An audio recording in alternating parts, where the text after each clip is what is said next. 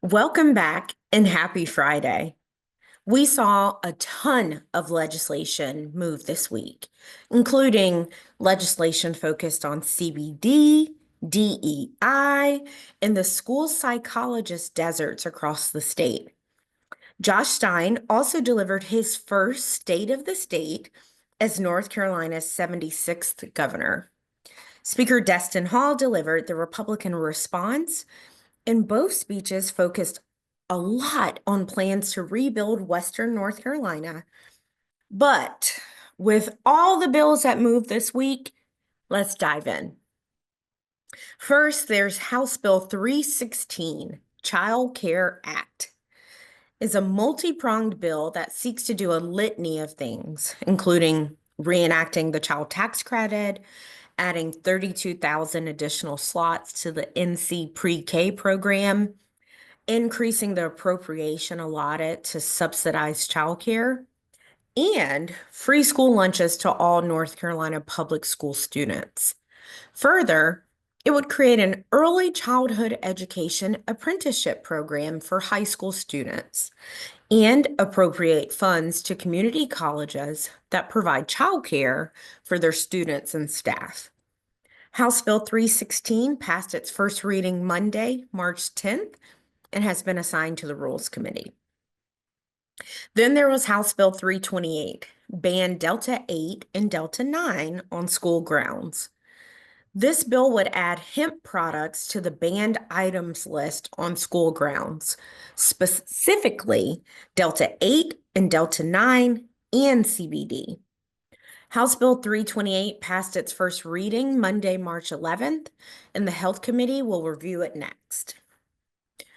House Bill 329, tobacco and hemp on non-public school grounds, complements House Bill 328 by encouraging private schools and churches to ban hemp and tobacco products.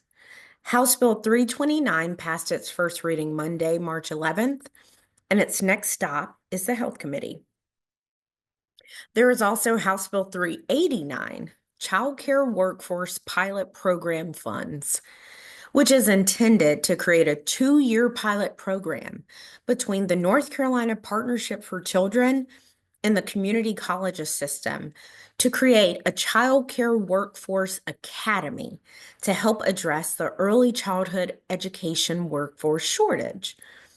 As a means of workforce retention, early childhood educators who remain in the field for a year will receive a $500 bonus. House Bill 389 passed its first reading Thursday, March 13th, and will now go before the Appropriations Committee. Then there was Senate Bill 77, School Contracted Health Services.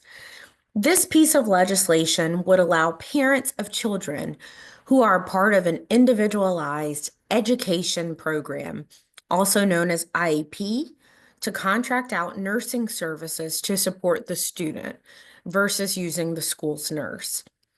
Senate Bill 77 passed the Senate Tuesday, March 11th, and went on to pass its first reading in the House Thursday, March 13th.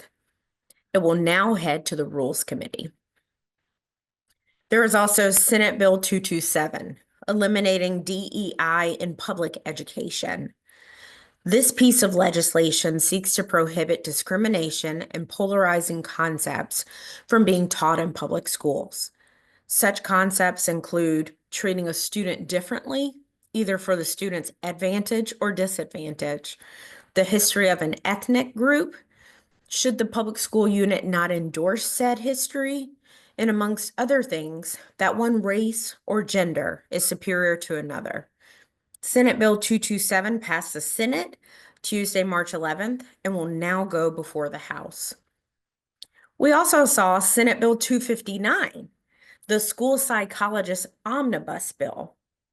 This is a bipartisan piece of legislation that addresses the school psychologist shortage from various angles, including an additional $650 a month, afford school signing bonuses for recruiting psychologists, appropriates $5 million for Appalachian State University to host a virtual school psychologist training and enters North Carolina into an interstate compact for school psychologists, which would allow school psychologists from other states to practice via telehealth in North Carolina. Senate Bill 259 passed its first reading Tuesday, March 11th, and will now go before the Appropriations Base Budget Committee. And lastly, we saw Senate Bill 281, Essential Relief for Childcare. This legislative proposal would extend the early childhood education stabilization grants through the fourth quarter of this year with a $50 million non-recurring appropriation request.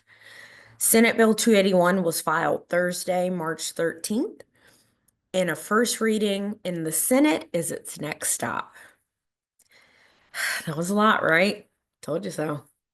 Remember, this is just a snippet of the bills we're reading and tracking. So to see all of the bills we're following, make sure you access our legislative tracker. And as always, thank you so much for all that you do for North Carolina kids and families. All right, you know the drill. Say it with me. Make it a great one, y'all.